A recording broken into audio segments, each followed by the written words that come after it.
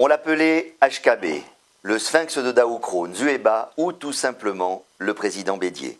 Celui qui était l'un des trois grands de la vie publique ivoirienne a surpris son monde en tirant sa révérence le mardi dernier dans la soirée. Il avait 89 ans. L'émotion est générale dans le pays. Un deuil national de 10 jours a été décrété par le président Alassane Ouattara et pour cause.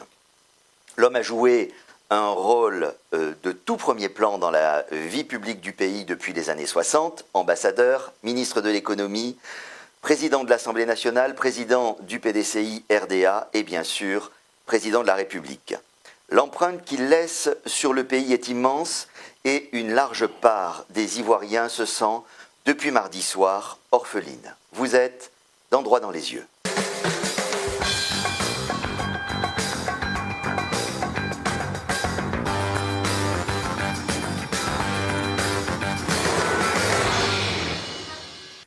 Je refuse, il ne peut pas mourir, c'est pas maintenant. C'est pas maintenant, il ne peut pas partir maintenant, on a besoin de lui, on peut pas, on refuse ça. Les mots me manquent. C'est tout ce que je peux vous dire. Les mots me manquent. Oh Seigneur! Qu'il repose en paix. Le il est où?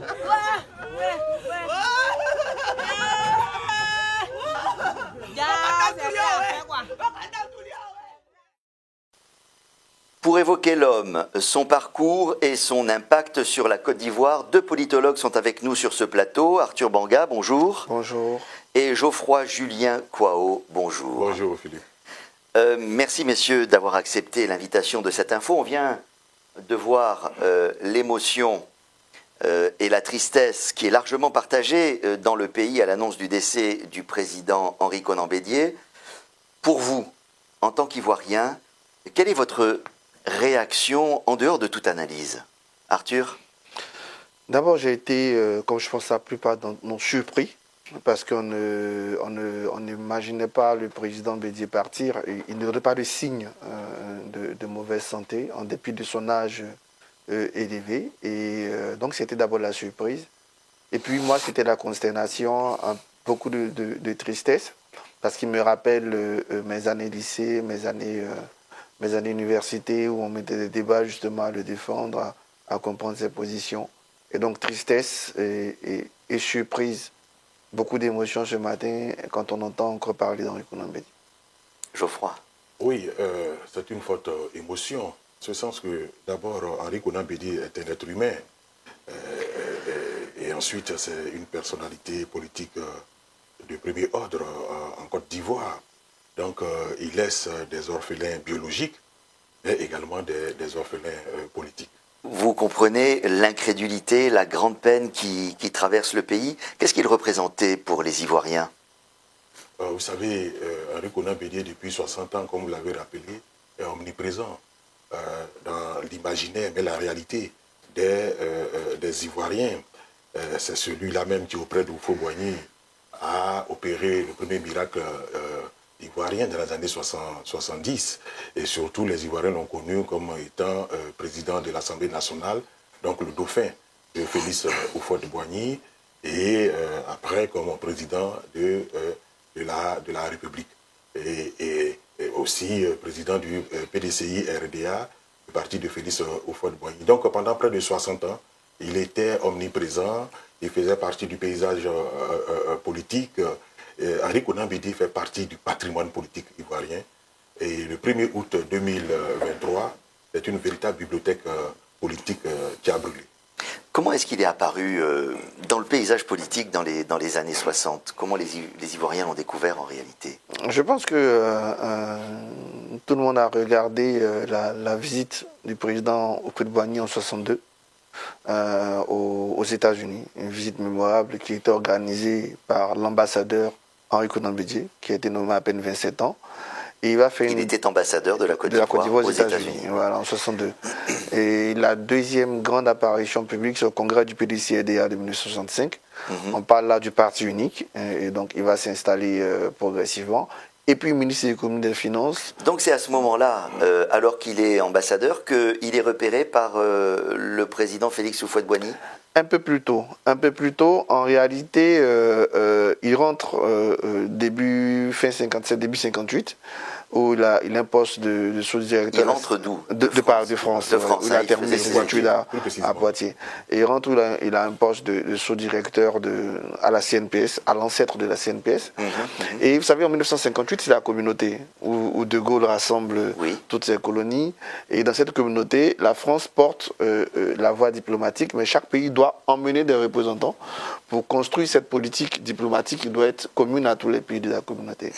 Sur conseil de Hucher Assouan, Houphouët-Boigny le choisit pour un stage au Quai d'Orsay.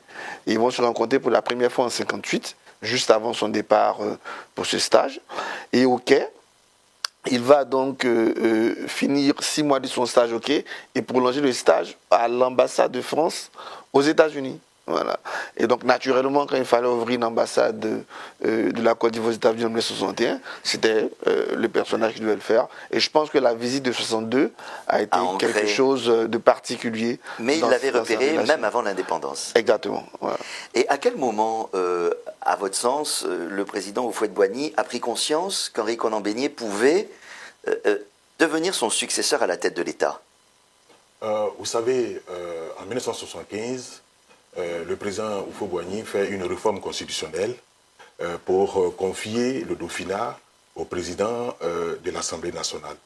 Et à l'époque, tout le monde voyait M. Philippe Yassé, qui occupait cette fonction, comme le dauphin de Félix Houphouët-Boigny.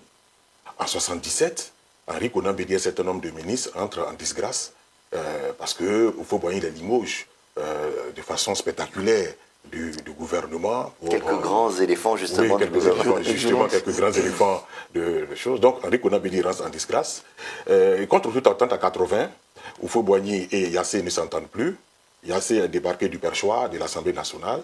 Et Henri Konan Bédier devient député de Daoukro et président de l'Assemblée nationale. Mais attention, contrairement à ce qu'on dit, lui et Houphouët, ce n'était pas toujours un long fleuve tranquille. Oui, parfait. Parce que Houphouët, voyant déjà les intentions de Konan Bédier, va faire une réforme en 1980, lorsque M. Bédier devient président de l'Assemblée nationale. Il fait une réforme constitutionnelle pour confier le Dauphinat à un vice-président. Il crée donc un poste de vice-président qui restera inoccupé. Et c'est en 1985, contre toute attente, Houphouët-Boigny revient à l'ancienne constitution et comme s'il avait hésité jusqu'à décider que c'était. Et Henri Konan Bédier, avec sa patience, son calme, qui avait toujours le verbe mesurer, c'est pour cela qu'on l'appelle le Sphinx. Il était presque impénétrable, indécouvrable. Et donc Houphouët a commencé à lui faire confiance. Et en 1985, il refait une réforme constitutionnelle et il confie maintenant le Dauphinat au président de l'Assemblée nationale. C'est à ce moment-là que tout le monde a commencé à voir Henri Konan Bédier comme le véritable successeur de Félix. Il y a quand même une précision à faire en 1980. L'élection de 1980 est la première véritable élection démocratique post-indépendance en Côte d'Ivoire. Il y a un truc clair, c'est la première fois que le PDC ne désigne pas les candidats. Il faut être candidat, mais membre du PDC-RDA. C'est une sorte de primaire. Et je pense qu'il faut trancher cette question de succession entre celui qui va incarner d'une part les anciens et les compagnons, c'est-à-dire Philippe Yassé qui est détenteur du poste, et celui qui va incarner les jeunes nous, avec Henri Konan Bédier. Donc dans ces élections de 1980, elles sont vraiment une compétition entre deux tendances au sein du parti. Et finalement, c'est la tendance la plus jeune, avec Henri Konan Bédier qui l'emporte. Ça aurait pu être différent si les candidats soutenus par Grégoire Yassé avaient emporté la majorité. Donc à partir du moment où le système Bédier, naturellement, on a forcément un coup de main ou quelque chose de football, mais il y a quand même une compétition qui a donné. Comme le fait remarquer Julien, il y a une sorte de 5 années de stage en quelque sorte. Parce que Houphouët lui supprime le droit de succession jusqu'à le réinstaller en 91, mais quand on va plus loin, certains, comme Frédéric Gramel, qui l'explique très bien dans son 3e tome, qui se disent que, sur Houphouët-Boigny, qui se disent que finalement, il y a un autre piège avec l'arrivée de Alassane Ouattara comme Premier ministre, qui, sans être désigné successeur, est quand même celui qui assume la plénitude du pouvoir pendant près de 2 ans. Voilà. Donc, c'était pas toujours un long fleuve tranquille. Et n'oublions pas qu'il y a une qualité. Donc, il s'est quand même imposé aussi.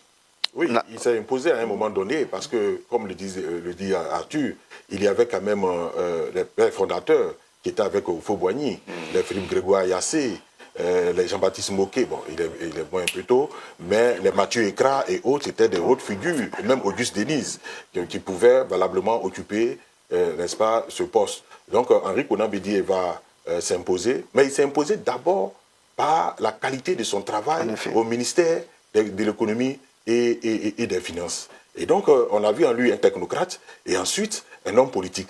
La conjugaison des deux a vraiment plaidé en sa faveur. Vous m'avez tendu une perche. Le président Bédié aimait le secret, il aimait surprendre dans ses décisions. Il n'a pas volé son surnom de Sphinx. Est-ce que c'était un tacticien en politique? On peut pas durer sur la vie politique, être de premier rang sans être tacticien. Il a quand même, comme on l'a dit, de 1960 à 2023, 63 ans dans le top niveau, sans être tacticien, sans être stratège même, tu ne réussis pas. Il a eu des adversités. Il y a eu des adversités en 75, on a dit, avec Félix Ouassé qui se sont prolongés en 80. Il y a eu l'adversité avec Alassane Ouattara. Et même quand il perd le pouvoir, il ne sort pas de la vie politique. C'est quand même une performance relative qu'un parti politique et un président qui perd le pouvoir par coup d'État reste encore majeur dans la vie politique. Et je pense que c'était un fin tacticien qui savait retomber sur ses pattes, qui savait analyser les choses et qui savait tirer profit même de ses défaites. Alors, un exemple assez récent, c'est l'appel de Daoukro en 2015, quand il annonce qu'il renonce à une candidature à l'élection présidentielle pour se ranger derrière Alassane Ouattara qui se présente pour un deuxième mandat. Cet appel a pris tout le monde de court, dans son parti et à l'extérieur de son parti. Oui, parce que tout simplement, Henri Konan Bédié n'a jamais accepté la parenthèse de 1999, le coup d'État. Et donc, il avait une obsession, celle de revenir au pouvoir. Et pour revenir au pouvoir, il fallait mettre en place un certain nombre de mécanismes, mais surtout des stratégies. Et il avait compris que, en s'alliant à Alassane Ouattara avec le RDR, dans le cadre du RHDP, c'était un instrument politique important lui permettant d'arriver au pouvoir. Et lorsqu'en 2010, le RHDP arrive au pouvoir avec Alassane Ouattara, pour Henri Konan Bédié, il faut soutenir Alassane Ouattara jusqu'à un deuxième mandat, et certainement qu'au troisième mandat, il lui fera la passe. C'est pour cela que lors de l'inauguration du pont qui porte son nom... Il y avait quand même un piège de sa part dans l'appel de Daoukro. Il annonce qu'il se range derrière Alassane Ouattara pour l'élection présidentielle. Tout le monde ne voit que ça. Oui. Mais c'était aussi assorti d'une condition, ce qu'il a appelé l'alternance. Évidemment. Et évidemment, ça ne s'est pas passé comme il avait prévu. Oui, parce que nous sommes en politique.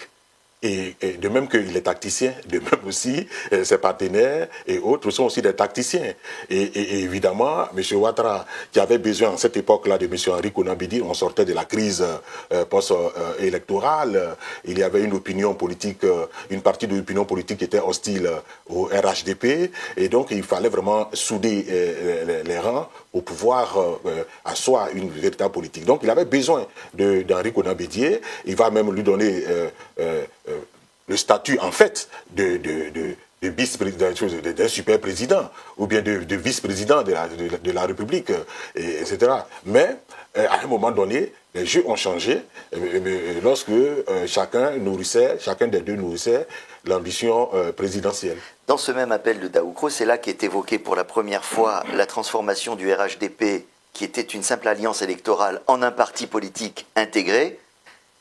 Alors c'est étrange, c'est lui qui l'annonce, et en même temps, c'est lui qui n'a pas voulu aller au bout du processus, puisqu'il a sorti le PDCI au moment où l'intégration se faisait. Je pense qu'on aura le temps de regarder, mais quand on regarde, on aura le temps d'approfondir nos regards, mais quand on regarde vite fait le Bédié post-2010, je pense qu'il y a eu un changement d'objectif. Moi, je me rappelle sa première interview 2011, après l'arrivée d'Alassane Ouattara. Il a dit que sa principale mission, à partir de ce moment, c'était de rassembler tous les enfants d'Houphouët-Boigny. Je pense qu'il était dans cette dynamique-là, de rassembler tous les enfants d'Houphouët-Boigny autour de ce qui devait être le leader du moment, Alassane Ouattara, qui le lui rendait aussi très bien quand même en cela. Au bout d'un moment, je pense dans la progression, il s'est dit, j'ai peut-être une occasion de revenir au pouvoir. Et c'est là que ça change, c'est qu'au-delà de rassembler, il faut rassembler les enfants d'Houphouët-Boigny, mais pour me permettre aussi d'arriver au pouvoir. Et donc la manœuvre, c'était, ok, on va, je te soutiens, on va au RAGP, mais pour moi, en quelque sorte. Donc, il était prêt à passer. Maintenant, au moins, on doit passer l'étape RHDP. Pour lui, Alassane Ouattara ne l'entend pas de cette façon. L'étape RHDP, oui, mais pas pour toi. Dans un premier temps, pour quelqu'un qu'on pourra désigner tous les deux, parce que pour Ouattara, c'était plus leur époque. Et finalement, et là, comme la son guerre s'est passée. objectif est quand même de reprendre les rênes de l'État, ça ne l'arrange plus. Non, ça ne l'arrange plus. Je pense que au fil du temps, il s'est dit, mais finalement, j'ai l'occasion de reprendre les rênes de l'État. Pourquoi j'abandonne si tôt? Oui, il avait cette ambition de revenir au pouvoir. En ce sens qu'avec Alassane Ouattara, ils vont construire la Troisième République.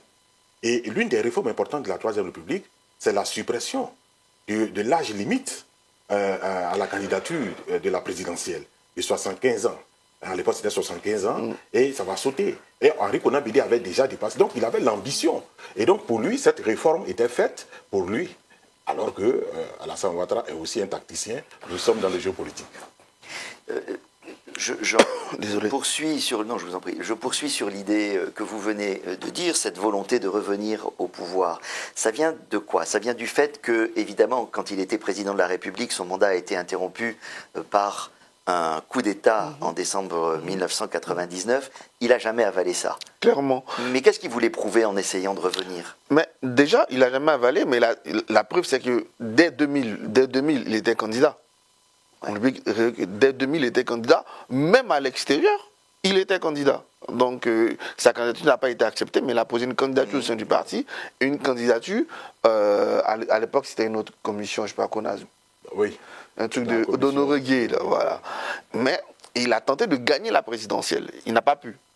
Il a tenté de revenir au pouvoir par des voies démocratiques. Démocratique, bien sûr. C'est la seule voie qu'il a toujours prêchée, la voie démocratique. Il n'a jamais utilisé autre chose. Mais qu'est-ce qu'il voulait prouver? Il voulait faire comme s'il voulait achever le mandat inachevé, ou qu'est-ce que c'était à votre avis le ressort de cette volonté? C'est un homme politique, tout homme politique.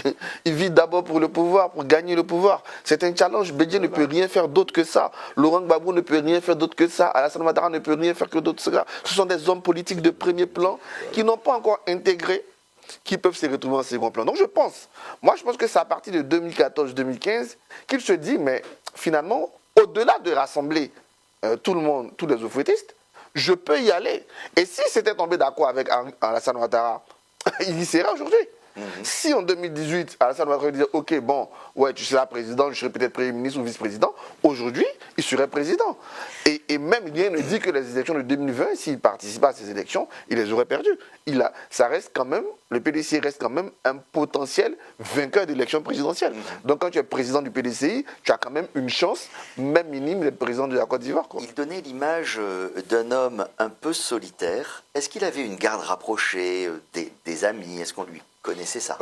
Dans un de ses livres, Le chemin de ma vie, je crois bien, publié dans les années 90, il a dit une phrase qui a créé toute la polémique en Côte d'Ivoire. Il dit qu'il n'a pas d'amis, il n'a que des suiveurs.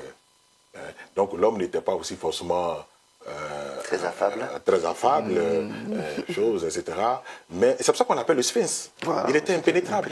Il était impénétrable. On ne lui connaît pas vraiment d'amis proches, à part l'ancien secrétaire de l'Assemblée nationale, l'ancien ministre chargé des institutions, oui, à Ouangeta et autres. Il était vraiment un homme solitaire. Non, oui. Bon, après, le Sphinx, il donnait l'image publique de solitaire, je pense. Mais en privé, c'était quelqu'un comme tout homme qui avait des amis, qui avait ses confidents. D'ailleurs, vous pourrez retrouver ce super article qui a été écrit en 85 dans Jeux d'Afrique, qui s'intitulait au lendemain de son élection comme président de l'Assemblée nationale, Henri Konan Bédié a-t-il un destin national? Et dans cet article, Houphouët-Boigny disait aux journalistes que le plus grand défaut d'Henri Konan Bédié, c'est qu'il pense que tout le monde, tous ceux avec qui il mange et boit sont ses amis. Et personnellement, dans sa vie, c'est quelqu'un qui a plusieurs fois dit avoir été trahi par ses amis. Déjà, quitté 77 le gouvernement tous les documents qui étaient contenus étaient livrés par ses amis. Et en progressant, mais je pense quand même qu'il reste. Il a eu des amis, il a eu des confidents, il a eu des proches. Même si aujourd'hui, quand tu as 90 ans, à son âge, c'est plus sûr d'avoir des amis autour de toi. C'est une grâce que Bédié ait vécu jusqu'à cet âge, vivre jusqu'à 89 ans en étant président de la République, président d'un parti. La vie de président d'un parti comme le PDCRDA, c'est du boulot. C'est des audiences, c'est des arbitrages. En plus, c'est un chef de famille, c'est un chef de village. Vous voyez, donc c'est une grâce même d'avoir vécu cela, parce que la charge de travail qu'il avait à 89 ans, entre audience, arbitrage, texte, dossier à consulter, interview à préparer, c'est lourd. Il était impénétrable, sauf peut-être pour une personne, son épouse, Oui. Henriette. Oui. Et on dit d'ailleurs qu'il a choisi d'accoler son prénom Henri, Oui. donc il a fait ajouter à l'état civil un prénom qu'il n'avait pas, pour lui prouver son amour. C'est une légende? Ouais, un peu quand même, parce que je pense qu'il a été baptisé à Guiglo, Aimé Henri Conan Bédié. Voilà, en fait, son nom, c'est comme tout le monde, hein. C'est Bédié Conan. Et le jour de son baptême, il a accusé Aimé Henri Conan. Cela dit, il faut creuser quand même, parce qu'il a épousé la fille de la petite sœur d'un de ses amis de collège, justement. Donc, est-ce que c'est en connaissant Henriette qu'il a redonné Henri? Il faut creuser, mais il a été baptisé Henri quand il était au collège. Dans tous les cas de figure, c'était deux complices, hein, deux un amis. couple Un couple mythique. mythique. On voyait tous les jours, joyeux. Et je pense que c'est pour très cela que... complice, hein, très tout le complice, oui. D'ailleurs, on voit la peine de Oui. Mme Henriette Conan Bédié, parce qu'elle perd certes un époux, mais un frère et surtout un ami. Ils étaient amis. Hein, et c'était vraiment un exemple de couple pour les Ivoiriens. Sur Henriette Conan Bédié, Elle avait une influence mais clairement, c'est la vie. Ils se sont mariés en 52. Oui. En 52. C'est sa vie. Et dans le style Bédié, elle était très importante. Parce que pour marquer son empreinte, quand Bédié hérite d'Oufouet-Boigny, il faut quand même marquer l'empreinte Bédié. Et comme il la marque, c'est en dansant dans des soirées avec sa femme. Mais c'est parce qu'elle est joviale. C'est parce qu'elle sait le tirer. Et il y a une autre confidence qui est assez intéressante. Souvenez-vous, dans les moments de tension entre Alassane Ouattara et Henri Conan Bédié, souvenez-vous de cette photo qui avait été prise à Paris avec les deux premières dames. Qu'est-ce que Ça Bédié... donnait un signe de détente. Exactement. Et qu'est-ce que Bédié répond? Bédié lui a dit, j'ai demandé à ma femme de ne jamais se séparer de mes amis politiques. Moi, je peux, elle, non. Parce qu'elle doit être toujours ce canal-là. Ça dit beaucoup. Ça dit Et quand vous écoutez des gens comme Brindoumi, qui est le porte-parole du PDC, il y a Jean-Marc Yassé, maire de Cocody, ils vous disent, moi, ma carrière politique au sein du PDC, c'est Henriette. Il y a des personnes qu'elle a choisies pour son mari. Donc c'est une femme qui a tenu, et vraiment, je profite de l'occasion pour lui dire vraiment Yako, parce que tout le monde imagine, depuis 1952, Madame Conan Bédié perd vraiment l'être qui était le plus cher pour elle. Le président de la République a publié un communiqué dans lequel il rend un hommage fort, puissant au président Bédié. La fête nationale, c'est dans quelques jours, le 7 août. Est-ce qu'elle devrait ou est-ce qu'elle va se transformer en hommage, à votre avis, au président Bédié? Oui, mais l'hommage a déjà commencé avec le bel hommage du président de la République, avec l'hommage des différentes personnalités politiques, passant par Laurent Gbagbo, Bonic Lavéry, Afin Guessan. Vous avez déjà au domicile familial tout le Gotha, toute la crème politique est passée déjà. Et le président de la République a décrété 10 jours. C'est énorme. C'est énorme. 10 jours. Ça montre un peu 10 jours, l'affection. c'est beaucoup. Oui, c'est beaucoup. Ça montre, c'est inédit.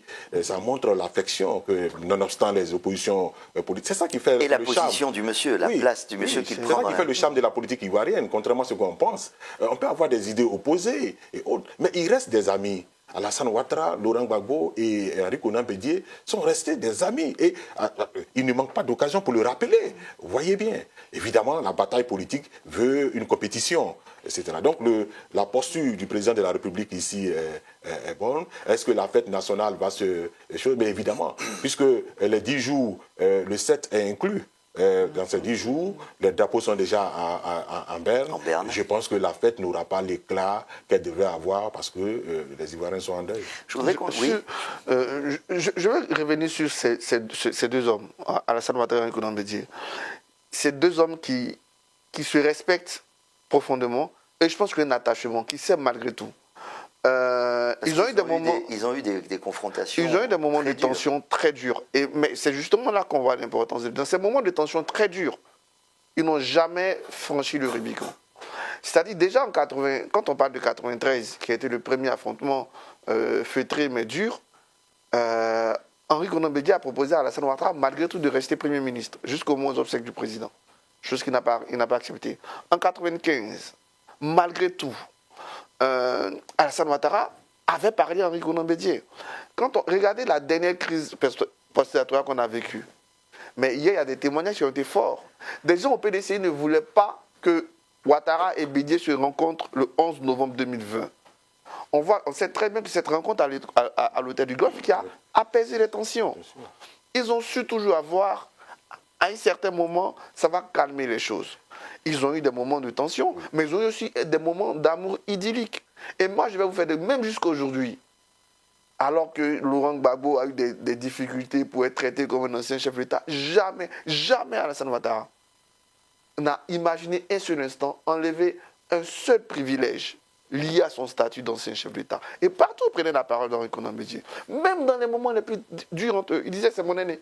Oui. C'est mon aîné. Oui. À chaque fois que le président Alassane Ouattara parle du RAGP, il dit mon aîné a sa place au RAGP avec moi. Je ne sais même pas ce qu'il fait ailleurs. Pour enchérir sur ce que vous dites, lors de la crise post-électorale de 2020, c'est M. Henri Konan Bédié qui était le chef de l'opposition du CNT. Mais il n'a pas été touché. Non. Et voilà. Aucune poursuite. Ils sont allés chercher des gens chez lui. Chez lui, à côté de ils ont lui. arrêté ses lieutenants, mais pas lui, parce que Ouattara sait très bien que Henri Konan Bédié, c'est un symbole, mais c'est aussi son alter ego. Je voudrais qu'on en vienne un peu à son action en tant que président à la tête de l'État. Qu'est-ce qui est marquant dans l'action du chef de l'État, Henri Konan Bédié? Déjà avant, il faut savoir dans quel contexte, quelle Côte d'Ivoire récupère Henri Konan Bédié. Une Côte d'Ivoire quand même. Une Côte d'Ivoire en crise totale, sur tous les plans. Parce qu'on est dans l'angélisme autour d'Houphouët-Boigny, qui fait qu'on oublie que la fin de règne d'Houphouët-Boigny est très difficile. C'est d'abord une crise politique, une crise économique, une crise sociale et une crise de succession. Donc, c'est pas... Henri Konan Bédié n'hérite pas d'une Côte d'Ivoire de 1980, une Côte d'Ivoire de 1970. Il hérite d'une Côte d'Ivoire déjà difficile. Hein? Et donc, déjà, il faut insister là-dessus. Qu'est-ce qu'il fait?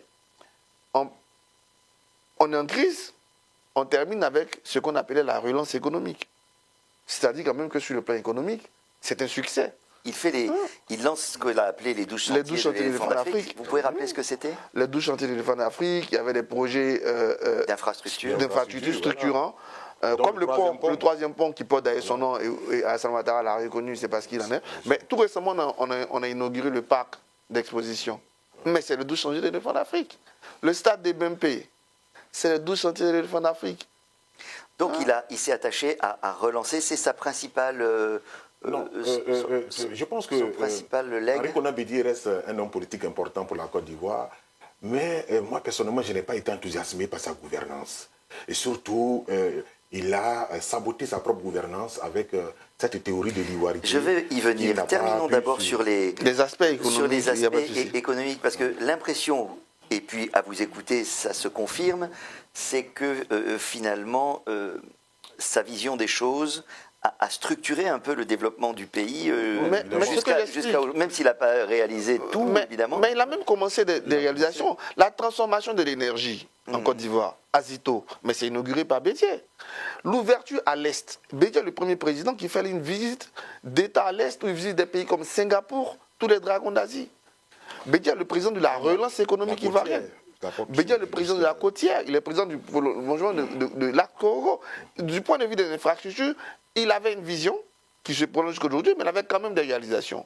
Du point de vue des chiffres économiques, d'ailleurs, investir en Côte d'Ivoire, que vous voyez aujourd'hui, ce forum, le premier investi en Côte d'Ivoire, c'est Henri Konan Bédié en 1995. Le Sahara, qu'on appelle aujourd'hui Sahara, mais c'est Henri Konan Bédié qui a envoyé le salon de l'agriculture et des ressources animales. C'est lui en 1995. Il faut regarder d'ailleurs. Et donc, il y a un travail économique important. un travail de transformation des institutions même. Henri Konan Bédié est celui qui instaure quand même la première fois les trucs mi-vitrés. Parce qu'avant, c'était des urnes tout en bois. On disait que les gens trichaient. Il a dit, comme on peut pas prêter tout en vitre, c'est cher, on va quand même une partie des vitres. On oublie, et je vais peut-être laisser la place constitutionnaliste, il avait même imaginé une nouvelle constitution. Oui, en 98. Voilà, donc je te laisse terminer Oui, là-dessus. non, en 98, il a fait une réforme constitutionnelle importante où il avait même déjà installé le Sénat, le bicaméralisme. Vous voyez. Et donc, sur le plan constitutionnel, il avait une certaine vision. Mais là aussi, il y a eu un bémol parce que avec cette révision, il a consacré tous les pouvoirs entre ses mains. C'est-à-dire le président de la République devenait président de la République et chef du gouvernement. Le Premier ministre n'avait aucune attribution réelle. Je voudrais qu'on en vienne à cet aspect qui est quand même un peu une ombre sur son bilan, et vous vouliez l'évoquer, c'est l'ivoirité. Vous pouvez rappeler ce qu'elle était et comment elle a été, cette ivoirité, politiquement utilisée? Non, l'ivoirité, c'est simple, c'est la préférence nationale. L'ivoirien d'abord. Non, évidemment, cette conception est idéologiquement marquée. Le problème, c'est que ce n'est pas une faute politique, ce n'est pas une erreur idéologique. Parce que politiquement, on peut penser que les nationaux doivent avoir une priorité sur les autres. Et c'est dans l'ordre normal des choses. Seulement qu'on n'avait pas les mécanismes démocratiques et structurels pour en faire une dynamique de développement. Et on a vu un peu le dérapage qui a conduit à un affrontement politique. Mais vous êtes en train de dire qu'au départ, c'était une volonté sociologique ou économique, mais qu'elle a été politiquement utilisée. Une minute. C'est-à-dire que quand vous regardez bien cette conception de l'ivoirité, mais elle date de loin. Elle date même de Félix Houphouët-Boigny avec l'ivoirisation des cadres. C'est-à-dire qu'il fallait mettre en place des compétences nationales, mettre en exergue les ressources humaines au niveau national. Seulement que c'est intervenu dans un contexte politique qui était extrêmement malsain. Après, comme il a si bien dit, la rivalité dans la conquête du pouvoir, après le décès de Félix Houphouët-Boigny, il est né un antagonisme entre le Premier ministre d'alors, Alassane Ouattara, et le président de l'Assemblée nationale, Henri Konan Bédié. Et en 1994, déjà, Alassane Ouattara et ses amis, à travers Djeni Kobena, quittent le PDCI-RDA pour créer le Rassemblement des Républicains et donnent des velléités de conquête du pouvoir. Et évidemment, le président Bédié voit en Alassane Ouattara un potentiel candidat, un potentiel présidentiable. Évidemment, il va utiliser un concurrent. Il va donc utiliser ce concept pour certainement empêcher son adversaire d'arriver au pouvoir. Malheureusement, les choses ne se sont pas déroulées comme il avait souhaité. Il a eu beaucoup de maladresse dans la gestion. Ça a dérapé. Et Arthur? Déjà, moi je pense que l'affrontement il naît plus tôt, avant même la succession. Dans la structure du PDCI-RDA, il y a trois grands pôles. Il y a le pôle Vébaoulé, le pôle Monde du Nord et tout le reste. Et ça se voit, l'ascension de Houphouët-Boigny, c'est avec Bon Périforo, etc. Et le pôle Nord, donc en quelque sorte du PDCI-RDA, cherchait un leader qui n'arrivait pas à trouver, c'est ce que Alassane Ouattara arrive. Donc pour eux, dans leur conception sociologique, on ne peut pas enlever ça de l'analyse politique en Côte d'Ivoire, c'était en quelque sorte c'était notre tour. Oui. Voilà. Et ils vont se structurer déjà. Surtout qu'il y avait la parenthèse Sékou Sanogo. Ils vont se structurer déjà au sein du parti. En courant. Déjà dans les années 90-91. Au sein du parti. Oui. D'ailleurs, Houphouët-Boigny en a conscience, il faut dire qu'Ami Ali, disciple d'Houphouët. Quand il dit quoi? Quand on doit recréer à nouveau le poste de secrétaire général du PDCI-RDA, Houphouët réunit Bani, lui, Kami Ali Mbayablé. Il leur dit, qui d'entre vous sera... Est-ce que ça vous intéresse d'être secrétaire général? Jean Bani lui dit non. Houphouët lui dit non. Vous ne pouvez pas être secrétaire général parce que vous êtes baoulé. Selon la constitution, si je meurs, ça sera Bédié qui sait ça. Donc on va prendre un gars du Nord.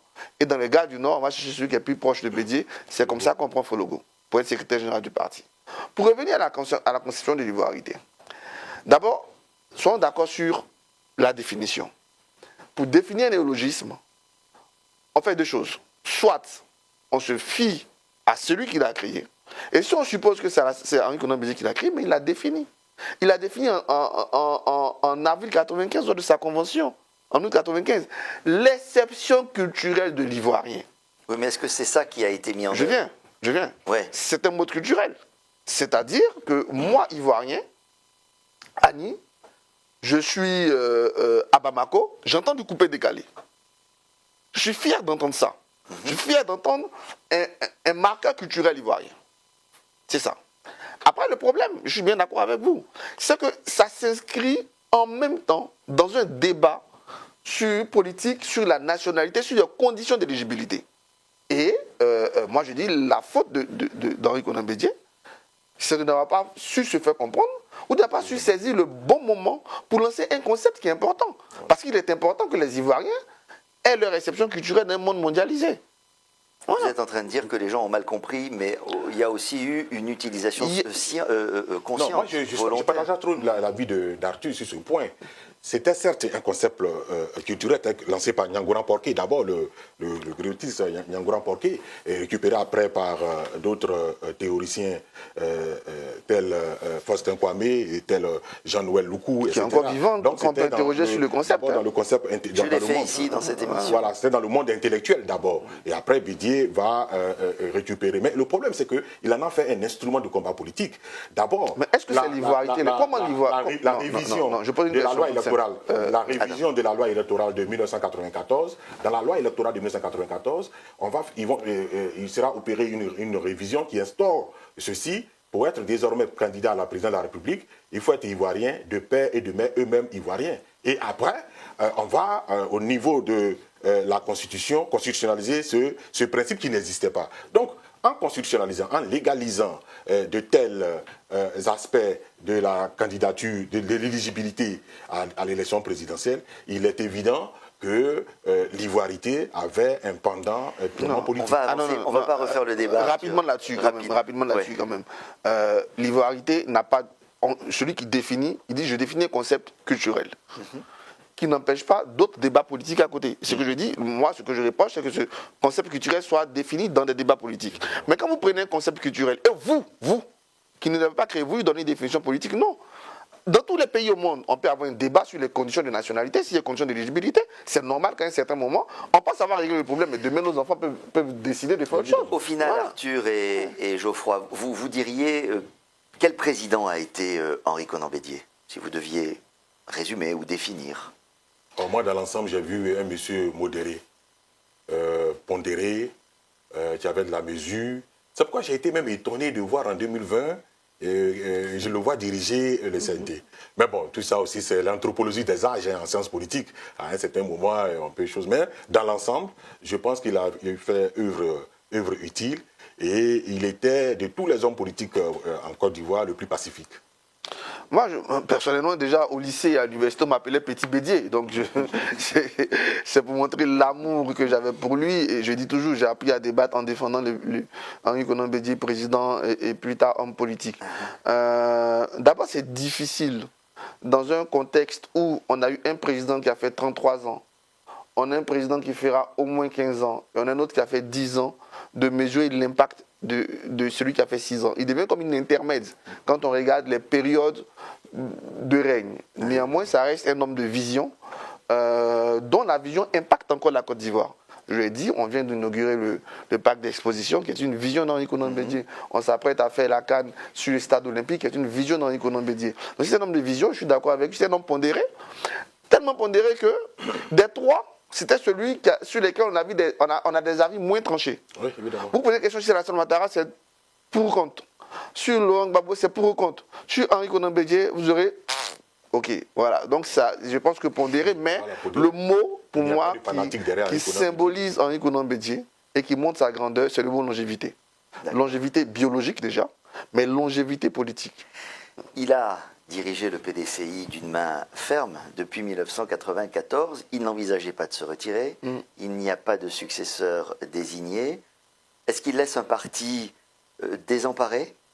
Ou bien, qu'est-ce qui va se passer maintenant Oui. pour organiser la suite au sein du parti. Vous pouvez expliquer Oui, ça? mais moi, je suis toujours gêné quand on dit qu'il n'a pas laissé de successeur. Non, nous ne sommes pas dans une monarchie. Un bon constitutionnaliste. Nous sommes dans une république et nous sommes dans une démocratie. Et ce sont les tests. Et les tests du PDCI sont d'une extrême clarté en la matière. Il y a un intérimaire qui, dans les 60 jours, va organiser des L'intérimaire et le doyen, n'est-ce pas? Oui, le doyen des vice-présidents, qui va organiser dans les 6 mois des élections. Et tout militant du PDCI-RDA peut prétendre à cette succession. Tout militant peut prétendre. Est-ce qu'il y a, à votre sens, une ou quelques personnalités qui émergent pour fédérer ce parti et l'amener à la prochaine élection présidentielle? Moi, sur la succession, je partage un peu l'avis de Julien. Je ne sais pas pourquoi toujours on demande au président de désigner des successeurs. Et jamais aucun ne parle de ça, d'ailleurs. Voilà, mais il y a des textes. Tu peux même quand tu désignes un successeur, tu peux tout au plus lui donner un avantage au moment de l'élection. C'est pas parce que Bédié avait dit que quand je meurs, Julien me succède c'est ça, qu'il allait forcément gagner l'élection. Les textes du PDCI sont clairs. Il faut un vice-président qui est devenu président depuis hier d'ailleurs, très bien appliqué. Maintenant, il y a un enjeu qui est réel. C'est que Bédié était un peu à la Tito, un peu à la Houphouët-Boigny lui-même. Quelqu'un qui arrivait malgré tout à être le ciment. Donc, il s'agira pour le président intérimaire de tenir compte de ça et d'essayer au mieux de trouver les moyens les plus démocratiques, les plus transparents pour une élection qui va permettre de dégager un nouveau leader ou une nouvelle équipe. Alors, je repose la question, qui émerge? Oui, tout le monde parle de Tidiane Thiam. Bon, qui, au regard de son qu'il peut revenir pour reprendre le oui, parti. Son carnet d'adresse internationale après dans sa famille, mais sur le plan international, il est totalement méconnu. Sur le plan national. Sur le plan national plutôt. Donc c'est un handicap. On peut parler aussi, on pense à Thierry Tano, à Jean-Luc Billon, mais ils sont d'une extrême jeunesse. N'oublions pas du chaos. Extrême jeunesse. Oui, parce que... Extrême jeunesse. Ils sont des enfants. Ils sont d'une extrême jeunesse. Parce que, non, j'arrive. Parce que celui qui va diriger le PDCI aura en face de lui Alassane Ouattara et Laurent Gbagbo. Et donc c'est important. Maintenant, on peut penser aussi donc à la vieille garde, à Émile Constant Bombé, à Wassena Koné, mais dans la sociologie politique du PDCI, avec pour composante majeure le centre, ces personnalités paraissent un peu fragilisées. Et je pense que celui qui peut vraiment être le candidat idéal, c'est un point de vue personnel, c'est M. Alakwadio Rémy. Qui fait la jonction entre les deux générations et qui est de la base sociologique. Un petit mot pour Arthur, rapido. Moi, je pense que il y a un trio qui se dégage avec leurs forces et les faiblesses autour de Tidiane Thiam. Il a dit sa faiblesse autour de Jean-Louis Billon, autour de Thierry Tano, mais n'oublions pas Guy Kawe, qui a aussi gardé le parti, qui tient le parti. Et puis, est-ce que le président va se mettre en posture systématique de candidat ou il va se dire je suis là pour apaiser les choses? Si c'est cette condition, ça arrange plus Kawe, mais si le président va se mettre en posture de candidat, il faut compter avec Billon, Thiam, Tano, etc. Merci, messieurs. Rapidement, je vais dire, je suis d'accord avec eux qui seront d'une extrême jeunesse face à Alassane Ouattara et Laurent Gbagbo, mais ça peut être ça leur force, justement, d'être un nouveau visage. La période qui s'ouvre, en tout cas, va être passionnante à suivre. Alors, c'est une tradition dans cette émission. Je voudrais maintenant accueillir une jeune femme, une slameuse, Hélène Beckett, qui va venir vous dire les mots que lui inspire ce triste événement. Hélène, c'est à vous. Depuis Daoukro, on peut entendre Nanan Bédié s'est cassé le. Nanan Bédié s'est cassé le. Nanan Bédié s'est cassé le. On n'imaginait pas que tu vives pendant des siècles, mais on n'a pas pensé un jour supporter ton deuil. On n'a pas pensé un jour supporter ton deuil. Tu avais des merveilles du ciel, alors on t'imaginait un peu éternel. Alors on t'imaginait un peu éternel. Des 3 cailloux au pont HKB en passant par la présidence, sans marqueur, tu as su imprégner ton temps. Sans marqueur, tu as su marquer ton existence.